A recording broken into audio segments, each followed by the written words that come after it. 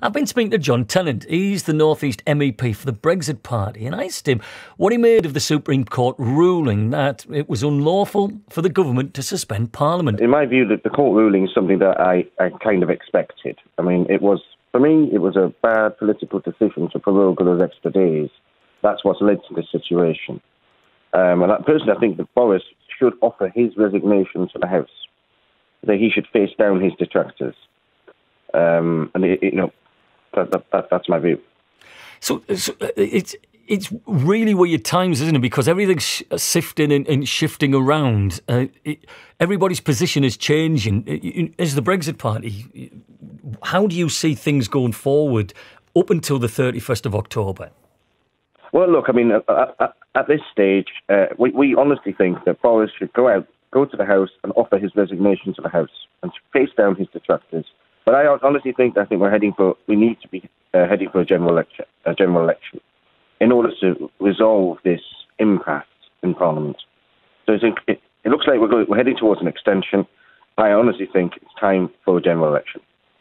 It looks like, though, doesn't it, John? It's like we've gone back in a TARDIS. We've gone back in time 2 weeks, so it all starts again. And as I say, I'll keep going back to that 31st of October. That deadline is looming. How are we going to solve all of these impasses? Because we're not going to get a general election before then.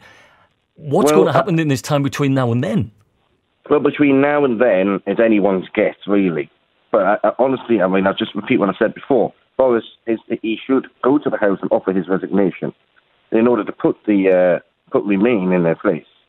And the thing is, all this talk about a general election, if we look at what the Labour Party have been calling for the last 2 years, they were wanting an election. Now they're doing everything they possibly can to avoid one.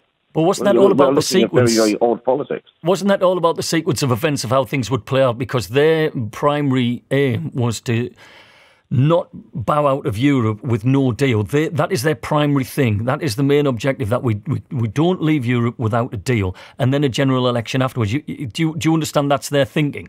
I think the only way we can get a real, genuine Brexit is a clean break. You know, doing a deal, the withdrawal agreement, I'm sorry, that does not represent Brexit at all. You know, it's still talking about the backstop. It still has fisheries under EU regulation. We still have to pay £39 billion.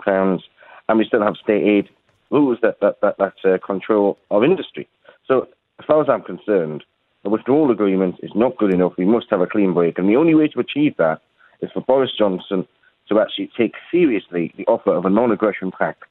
And so we can go to a general election and actually have possibly get a 40-plus seat majority.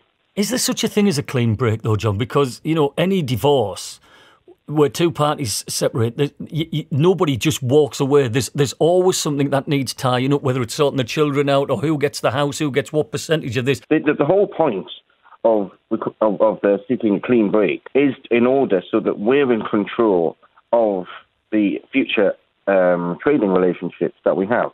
At the moment, what's happening is that future trading relationship within the political declaration is actually something that's set by the European Commission. And, you know, a number of people in Parliament who've actually, you know, probably on the side of Remain, to try and make it look like they've achieved Brexit. But in reality, it isn't Brexit. So we say clean break, and then let's all get round the table and discuss a future free trade relationship.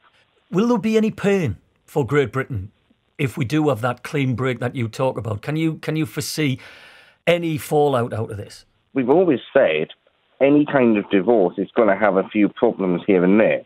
But the alternative, which is the withdrawal agreement, is actually a treaty, a new European treaty.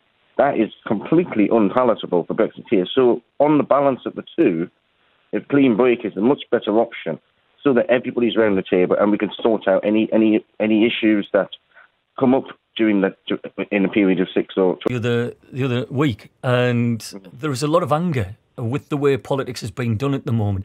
Can you see big gains for your party within traditional Labour Party areas? The important thing to remember is that the Brexit Party is very keen on changing politics for good. We want to, look at the situation with the House of Lords. Look at the way we are governed in order to improve the ability to govern ourselves. The point is that I'm not surprised there's anger out there. because it's 3.5 years down the line, and we have a parliament that just will not sort out Brexit. And that's getting a lot of people very disappointed, frustrated, and yes, there's some anger out there.